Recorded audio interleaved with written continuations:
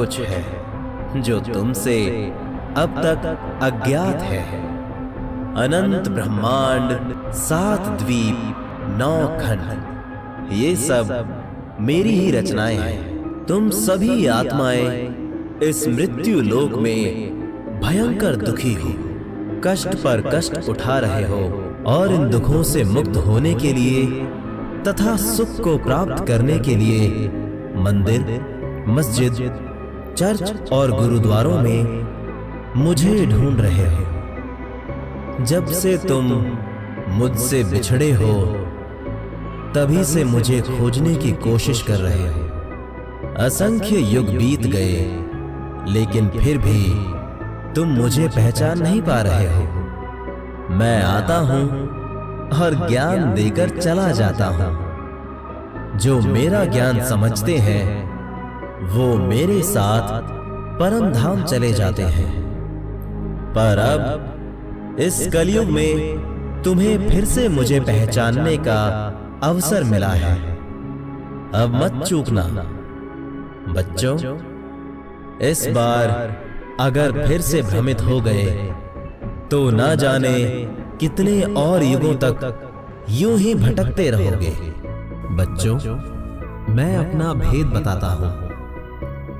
मैं साकार हूं, निराकार हूं। मेरा शरीर है वो शुक्रम अकायम असनाविरम है, यानी माता पिता के संयोग से अर्थात वीर्य से नहीं बना है।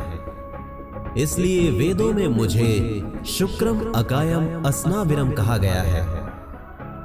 मेरा शरीर 5 तत्वों से नहीं बना है।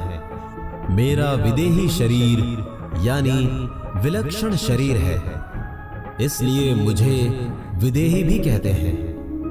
मैं शब्द स्वरूपी यानी अविनाशी हूं। शब्द शक्ति मेरे अंदर है जो मेरे आदेश व मेरे वचन से सर्व कार्य कर रही है। इसलिए मैं कहा करता हूं, हम हैं शब्द, शब्द हम माही, हमसे भिन्न और कछु नाही। बच्चों, वेद मेरा भेद है, मैं वेदन के माही।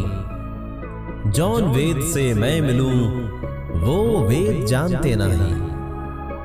इसका भावार्थ है कि चारों वेदों में मेरी महिमा बताई गई है, परंतु मेरी प्राप्ति की विधि इन चारों वेदों में नहीं है।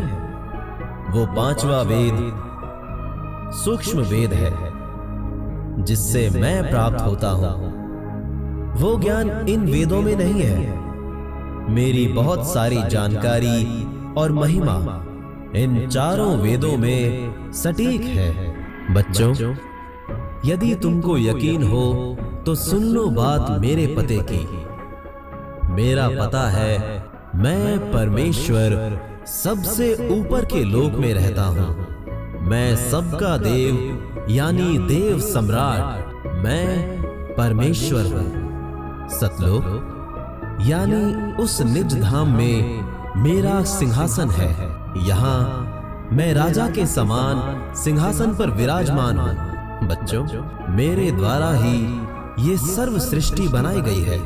उसकी सही जानकारी देने के लिए इस काल के लोक में मैं स्वयं ही आता हूं। सह शरीर प्रकट होता हूं। तत्व ज्ञान का प्रचार अपने मुख कमल से दोहों, चौपाइयों, साखियों, शब्दों, रमैनियों के द्वारा बोल बोल कर प्रचार करता हूं।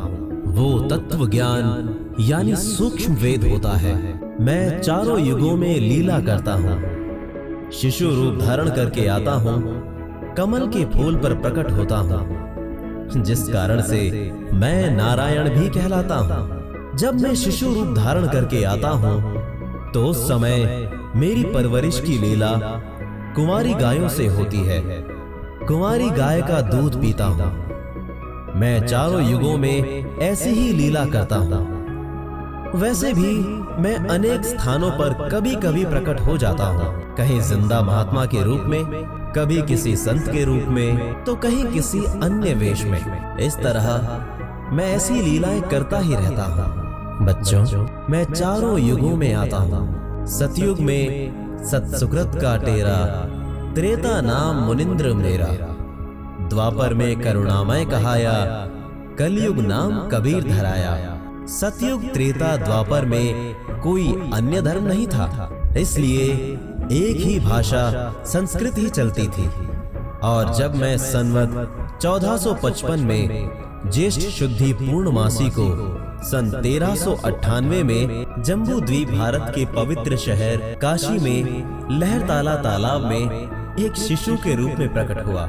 उस समय भारतवर्ष में यानी जम्बू द्वीप में दो धर्म मुख्य थे, एक हिंदू और एक मुसलमान।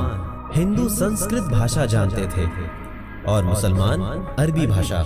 इसलिए मैंने कलयुग में अपना नाम कबीर रखवाया और जबरदस्ती रखवाया, क्योंकि काजी और मुल्लाओं की नियत में दोष था। सर्व प्राणी मेरी ही आत्माएं हैं। उन सब के पुण्य कर्मों को बढ़ाने के लिए मैंने अपने वास्तविक नाम कबीर को चुना और पवित्र वेदों में कबीर देव नाम मेरे लिए ही लिखा गया है। जब वेदों का संस्कृत से हिंदी में अनुवाद किया जाता है तब कबीर शब्द भी उसी रूप में आता है और अरबी भाषा में भी कबीर ही लिखा जाता है।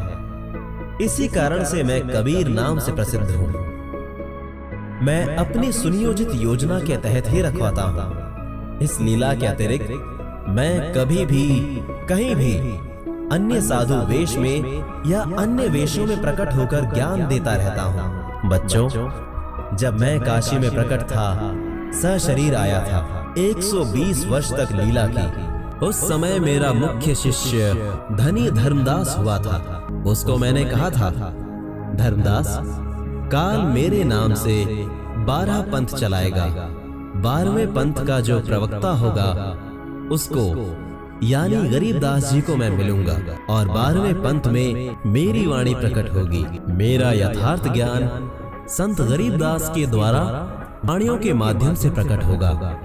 बालक गरीबदास को मैं ही सतलोक लेकर आया था। सर्व ज्ञान देकर पुनः मृत्यु लोक में वापस भेज दिया था। संत गरीबदास ने मेरी वाणी सही लिखी है, मेरी महिमा पूरी लिखी है। वो वाणी पुनः लिखी गई है। 12वें वंश प्रगट होए उजियारा, 13वें वंश मिटे सकल अंधियारा। लेकिन उस वाणी को संत गरीबदास पंथ वाले भी समझ नहीं सके और ना ही वो 12 पंथ मेरी पहले वाली वाणियों को ठीक से समझ पाए। उन्होंने उन वाणियों का काल प्रेरणा से अर्थ का अनर्थ कर दिया। मैंने पृथ्वी पर 600 वर्ष पूर्व धनी धर्मदास से कहा था कि 12 पंथ काल पुरमाना, भूले जीव ना जाए ठिकाना। 12वें पंथ प्रकट हुए बानी, शब्द हमारे की निर्णय ठानी। अस्थिर घर का मरम न पावे, ये 12 पंथ हम ही को ध्यावे। 12 पंथ हम ही चल आवे, सब पंथ मिटा एक ही पंथ चलावे। काल निरंजन मेरे वास्तविक कबीर नाम से 12 पंथ तथा बहुत से अन्य पंथ चलाएगा। उसमें मेरी महिमा की वाणी पुनः प्रकट होगी। ये मेरे द्वारा ही किया जाएगा। उसी पंथ में आगे चलकर हम स्वयं ही आएंगे। सर्व पंथों को मिटाकर एक पंथ चलाएंगे। और धर्मदास को बताया था कि जब पहली बार तप्त शिला पर काल निरंजन के साथ वार्ता हुई थी, उस समय मोक्ष युग का समय निर्धारित कर दिया था और धनी धर्मदास को ये सारा प्रकरण दोहों के माध्यम से सुनाया था। चौथा युग जब कलयुग आई, तब हम अपना अंश पठाई। काल फंद छोटे नर लोई, सकल सृष्टि परवानिक होई। घर घर देखो बोध विचारा, सत्य नाम सब ठोर उचारा। 5505 तब ये वचन होगा साचा। कलयुग बीत जाए जब एता, सब जीव परम पुरुष पद चेता। 5505 जब कलयुग बीत जाए, महापुरुष फरमान तब जग तारन को आए। हिंदू तुर्क आदि सबे, जेते जीव जहान, सत्य नाम की साख गही, पावे पद निर्वाण।